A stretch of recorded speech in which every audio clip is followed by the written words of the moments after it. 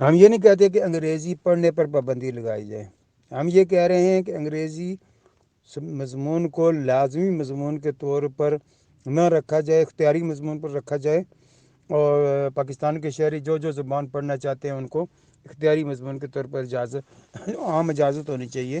اب تو ہمارا مستقبل چین کے ساتھ جڑ رہا ہے، تو ہمیں تو چینی بھی سیکھنی پڑے گی۔ ہم مسلمان ہیں، ہمیں عربی بھی سیکھنی پڑتی ہے قرآن اور حدیث سمجھنے کے لیے۔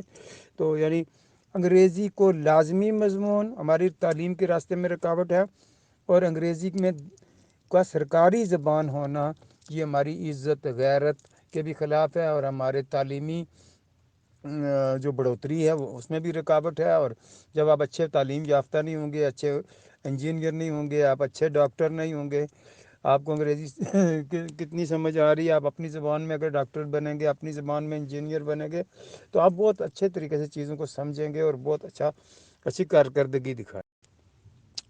دیکھیے بھائی جان، یہ 30% نہیں ہیں، یہ انگریزی جاننے والے لوگ 1% ہیں، اور باقی جو لوگ ہیں وہ سب اپنی زبانیں بولتے ہیں۔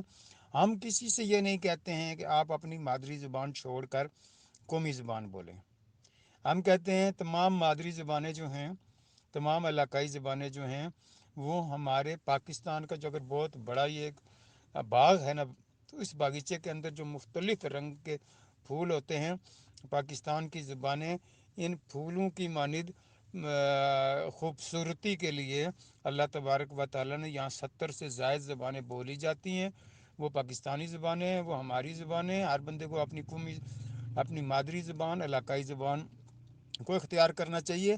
ریاست شہریوں کے ساتھ انگریزی کے بجائے قومی زبان اردو اختیار کرے، یہ ہمارا حق ہے اور یہ ہماری ترقی کا ذریعہ ہے۔